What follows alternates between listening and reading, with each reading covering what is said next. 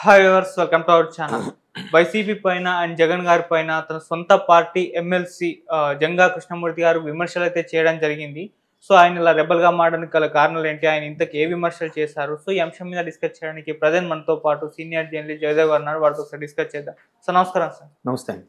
Sir, మరి YCP MLC Janga Krishnamurthy గారు తన సొంత పార్టీ పైన మన జగన్ గారి పైన విమర్శలు చేయడం చూస్తున్నాం సార్. మరి దీన్ని ఏ విధంగా చూడొచ్చు అంటారు సార్? అంటే ఒక్కొక్కరుగా బయటకు వస్తున్నారు. ఎలా చూడటం అంటే యాక్చువల్గా ఇది సంక్రాంతి టైంలోనే ఆ పేరు వినబడిందండి. జంగా కృష్ణమూర్తి గారు అసంతృప్తితో ఉన్నారు, వైసీపీ నుంచి జంప్ అయ్యే ఛాన్సెస్ ఉన్నాయి, టీడీపీలో చేరే అవకాశం ఉందన్నట్టు కూడా వార్తలు విన్నాము. బట్ అవి గాలి వార్తలే అన్నట్టుగా అనుకున్నారు. బట్ అప్పుడు కూడా ఆయన ఏం స్పందించలే. ఇట్లా ఛానల్లో న్యూస్ వచ్చినప్పుడు కూడా కృష్ణమూర్తి గారు ఏం స్పందించలే. బట్ ఇవాళ ఆయన పర్సనల్ మొబైల్లో కూడా ఒక గోడ దగ్గర నిలబడి వీడియో తీసి పెట్టినట్టుగా చూస్తున్నాం.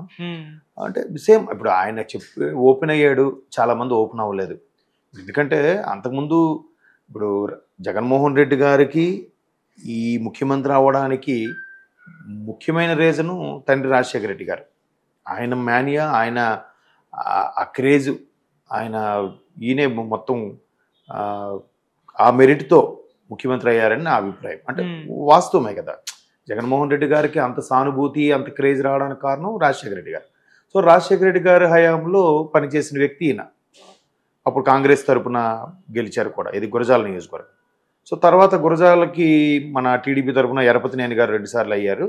అది ఇప్పుడు ఉమ్మడి గుంటూరు జిల్లా, ఒకప్పుడు ఉమ్మడి గుంటూరు జిల్లా, ఇప్పుడు నర్సరావుపేట, పల్నాడు అనుకుంటా. అయితే ఆ ఎరపతినేని గారికి ధీటుగా నేను నిలబడతానన్నప్పుడు కూడా ఈయనకి సముచిత స్థానం కల్పించలేదు. బట్ కాసు మహేష్ రెడ్డి గారు ఇప్పుడు ఎమ్మెల్యే అనుకుంటా, ఆయన గెలిచారు. సో సరే అని ఈయన బుజ్జగించడానికో లేకపోతే ఇతర కారణాల్లో ఇతనికి ఎమ్మెల్సీ ఇవ్వడం జరిగింది.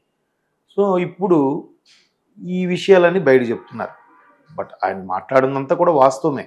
బీసీ, ఎస్సీ, ఎస్టీ వర్గాల వారికి ఎంత ప్రాధాన్యత ఉంది ఆయన అదే కదా చెప్పాడు. ఒకవేళ ఎవరికైనా పదవులు ఇచ్చినా వాళ్ళకి చెప్పినట్టుగా ఏమైనా ఉందా?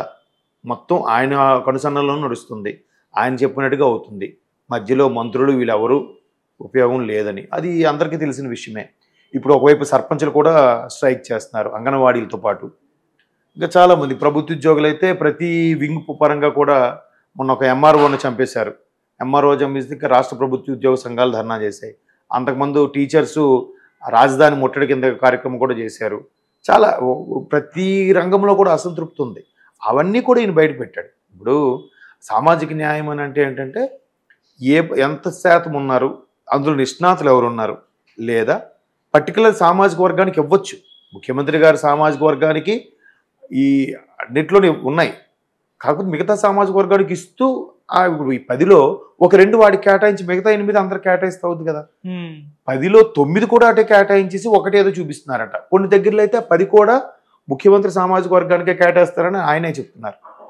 ఇప్పుడు టీటీడీ నుంచి ప్రతి బీసీ డిక్లరేషన్లు, కార్పొరేషన్లు ఏవి తీసుకున్నా కూడా ఆ పర్టికులర్ సామాజిక వర్గానికి అన్ని ఇచ్చేస్తుంటే మేమందరం ఎందుకు, మాకు వాల్యూ లేదు అండ్ గౌరవం కూడా దక్కడం లేదని వాపోతున్నాడు. అవన్నీ సగటు కార్యకర్త ఆవేదన. ఒక ఎమ్మెల్సీ మినిస్ట్రీలకే ఇవాళ రేపు మాట చెల్లుబాటు అవ్వడం లేదు, వీళ్ళకే. అటువంటిది ఇంకా సర్పంచులకి, ఇట్లాంటి ఎమ్మెల్సీలకి, జడ్పీటీసీలు, ఎంపీటీసీలు ఇవన్నీ ఎందుకు? ఇంకా వేస్ట్ కదా. అమెరికన్ ప్రెసిడెంట్ స్టైల్లో ఒకటే పెట్టేసుకుంటే మొత్తం ఆయనే చేసుకుంటే అయిపోతుంది కదా. అట్లా వీళ్ళందరూ ఒక్కొక్కరిగా బయటకు వస్తున్నారు.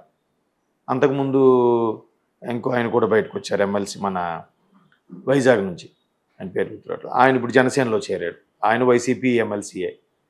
ఒక్కొక్కరుగా బయటకు వస్తున్నారు. ఎమ్మెల్సీలు ఏంటి, ఎమ్మెల్యేలు ఏంటి, లోక్సభకు పోటీ చేయాల్సిన వాళ్ళు ఏంటి, లేదంటే అసెంబ్లీకి పోటీ చేయాల్సిన వాళ్ళు ఎక్కడికక్కడ షిఫ్ట్ చేయడము అంత అవుతుంది. ఇప్పుడు ఆయన కూడా ఏమంటున్నాడు, రాజశేఖర రెడ్డి గారి హయాంలో పనిచేసినాం, రాజశేఖర రెడ్డి గారి ముఖం చూసుకొని ఇక్కడ ఆయన గెలుపులో మేము కూడా భాగస్వామ్యం అయ్యాము అని చెప్తున్నారు.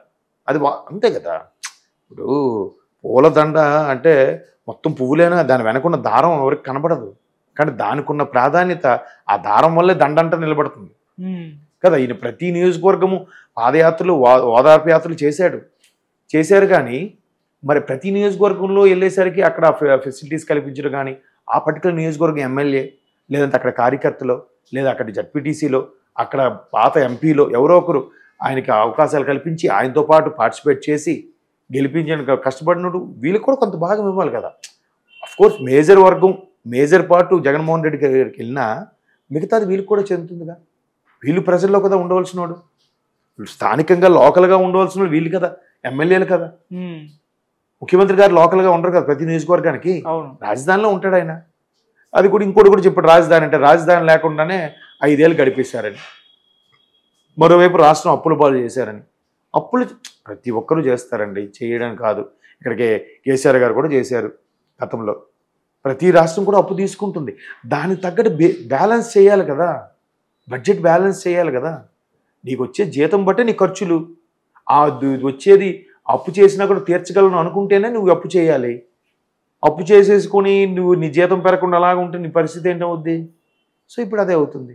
జీతం పెరగడం అంటే in the sense income source పెరగాలి, రెవెన్యూ జనరేట్ పెరగాలి, పెరిగితే ప్రాపర్గా అవుతుంది.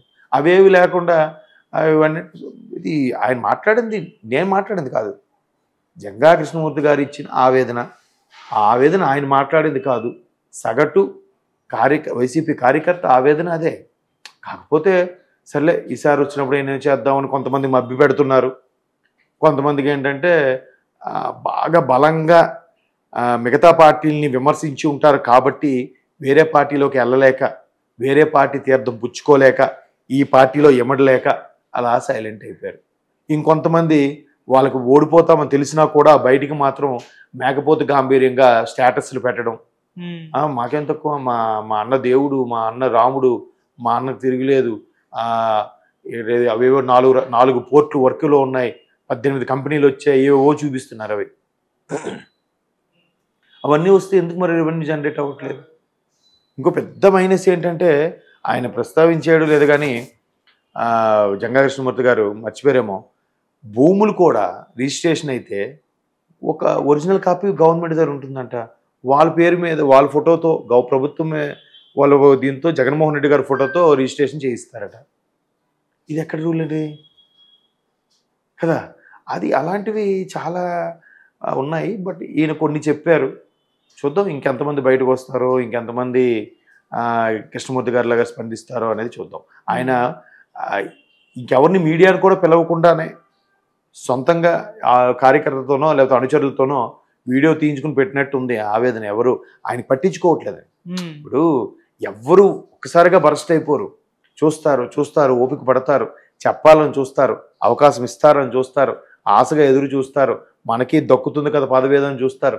అప్పటికి రాకపోతే ఇంకేం చేయాలి తెలియక వద్దు మీడియాకి ఎక్కితే వాళ్ళు మళ్ళీ వేరే క్వశ్చన్లు వేస్తారు, రభస అయిపోద్ది, ఇక్కడికి ఇది క్లోజ్ చేసేద్దాం, ఎందుకులే నువ్వే వీడియో తీసి పెట్ట సోషల్ మీడియా. ఇప్పుడు ఆ నోట ఈ నోట అలాగా సోషల్ మీడియా, ఇవాళ సోషల్ మీడియాలో అత్యంత మనసు కన్నా వేగంగా వెళ్ళిపోతుంది కదా సోషల్ మీడియాలో.